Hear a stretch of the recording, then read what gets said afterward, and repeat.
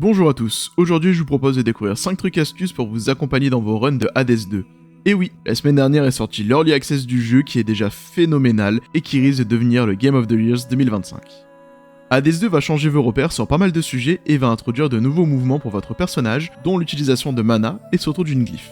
Celle-ci semble inutile à première vue, si vous la posez simplement, c'est-à-dire sans canaliser l'action en version Oméga consommant de la mana, et pourtant, elle dispose d'un pouvoir. En effet, les ennemis se trouvant dans votre glyphe sont ralentis, voire immobilisés. En version Oméga, celle-ci inflige également des dégâts à tous les ennemis se trouvant dedans à son expiration. Mais alors, pourquoi la glyphe de base est-elle très forte ? Eh bien simplement car elle vous permettra de piéger vos adversaires et de pouvoir les tuer à distance. Prenons l'exemple les tue-têtes, ces esprits qui vous suivent en courant et vous criant dessus infligeant de gros dégâts, eh bien posez votre glyphe et ils ne seront plus une menace pour vous. Enfin, votre glyphe pourra obtenir des bienfaits la rendant dévastatrice grâce à Apollon, Déméter ou même Hestia. Alors abusez de vos glyphes.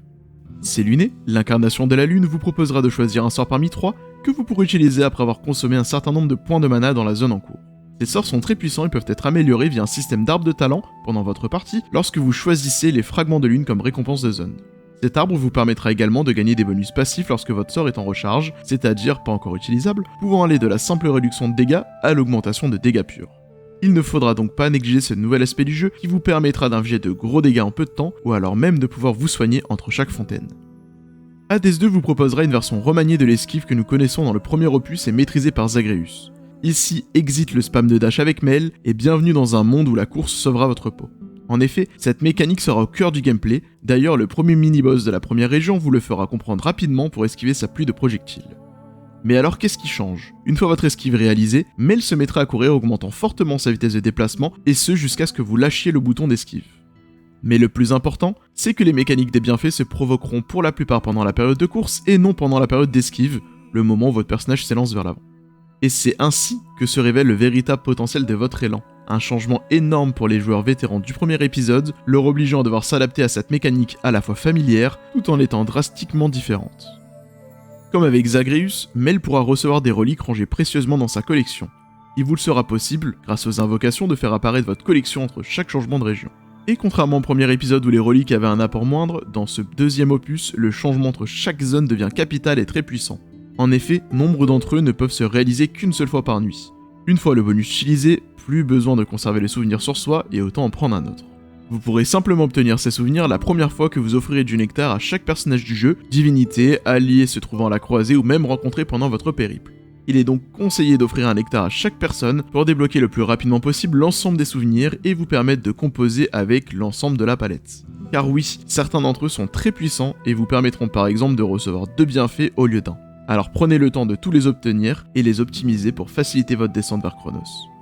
Enfin, dans ce nouvel épisode, vous devrez choisir, en plus de votre arme, un outil pour vos expéditions vous permettant de récolter des ressources précieuses. La pioche excellera dans la récupération de minerais utilisés pour débloquer vos armes et les autres outils et sera également utilisée dans certaines incantations. La pelle vous permettra de récupérer des plantes et des graines qui seront fortement utilisées pour vos incantations et pourront être vendues contre quelques ossements. La tablette de paix vous permettra de récupérer un grand nombre de psychés utilisés pour améliorer votre maîtrise des arcanes, mais également dans certaines incantations ou améliorations d'armes. Enfin, la canne à pêche vous permettra de pêcher des poissons échangeables qui ont de fortes valeurs d'ossements, vous permettant d'acheter l'ensemble des ressources disponibles dans le jeu. Je vous conseille de bien choisir votre outil à rapport à ce dont vous avez besoin pour améliorer vos futures parties. En effet, si vous n'avez pas débloqué toutes les armes, la pioche vous sera très utile. Si vous souhaitez avancer dans vos incantations, prenez la pelle pour quelques runs et ainsi pouvoir faire pousser les plantes dont vous avez besoin. Quoi qu'il en soit, ne prenez pas ce choix à la légère, car il pourrait vous permettre d'avancer toujours plus lent dans vos prochaines descentes vers les enfers. Pour conclure, Hades 2 n'en est qu'à son début et pourtant, il a déjà tout d'un grand. Un gameplay aux petits oignons, des mécaniques de roguelike bien pensées, une durée de vie supérieure au premier opus, et ça uniquement pendant l'Early Access. Un futur Game of the Year 2025 en puissance qu'il ne faut absolument pas louper. J'espère que vous aurez apprécié cette vidéo, si c'est le cas, n'hésitez pas à la liker et à vous abonner à la chaîne.